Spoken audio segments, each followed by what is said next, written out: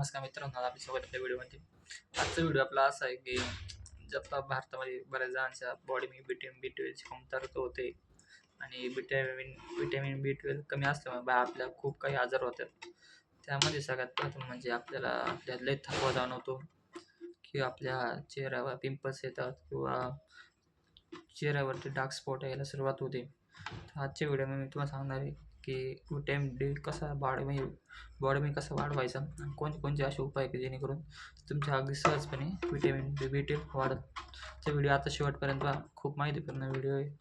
सगळ्यात पहिले म्हणजे विटॅमिन B12 आपल्याला सूर्याकडून पण भेटतो. जो माणूस सकाळी सूर्याच्या उष्ण प्रकाशामध्ये अर्धा ते 1 तास बसतो ना, त्या माणसाला नक्कीच लवकर कोणताच आजार लवकर होत नाही की एखादा आजार होईल जरी असला तरी तो लवकरात लवकर बरा होतो. त्यानंतर दुसरी गोष्ट आहे ती विटॅमिन B12 जो असतो तो म्हणजे नॉनव्हेज.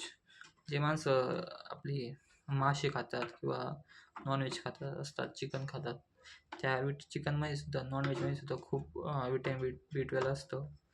फळांपेक्षा आणि आपण सूर्याकडून जेवढं घेतो त्यापेक्षा म्हणजे जास्त नॉनव्हेजमध्ये असतं. तुम्ही जर व्हेजिटेरियन असाल तर तुम्ही जास्तीत जास्त फळ खात जा आणि ज्या पदार्थांमध्ये जास्त प्रोटीन आहे ना ते खात जा. त्याच्यामुळे तुम्हाला विटॅमिन B12ची कमतरता होणार नाही. विटॅमिन B12 बॉडीमध्ये कमी असलं तर तुम्हाला खूप काही बरेच आजार होऊ शकतात. बऱ्याच जणांचे हातपाय दुखत आहेत किंवा बऱ्याच जणांना सारखे नवीन सर्दी खोकला असे आजार होत राहतात, सारखे होत राहतात. एकदा जरी बरे जरी झाले तरी पुन्हा सारखे होत असतात. तर तुम्ही नक्कीच विटॅमिन B12साठी एवढं करा आणि जास्तीत जास्त डाळींचा वापर करा आपल्या जेवणामध्ये. रोज किमान वरण भाताचं प्रमाण लिमिटेड ठेवा, कमी खात जा प्रमाणात. आणि जी डाळ असते ना, ज्या भाज्यांमध्ये आणि पदार्थांमध्ये जास्त डाळ आहे ना त्या खात जा, कारण डाळीमध्ये प्रोटीन प्रमाण पण जास्त असतं आणि जे vitamin B12, vitamin C, vitamin V हे सगळेच विटॅमिनचे प्रमाण त्यामध्ये पण जास्त असतात. आणि जर तुम्ही नॉन व्हेजिटेरियन असलात तर रोज आठवड्यातून कमीत कमी 2दा तरी नॉन व्हेजिटेरियन खात जा.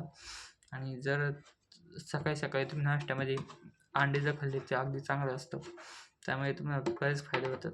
तुम्ही जर 1 महिन्यावर तसं ट्राय करून पाहिलं तुम्हाला नक्कीच फरक जाणवेल. जर तुम्हाला आपला व्हिडिओ आवडला असेल तर व्हिडिओ लाईक करा आणि आपल्या चॅनलला सबस्क्राईब करा.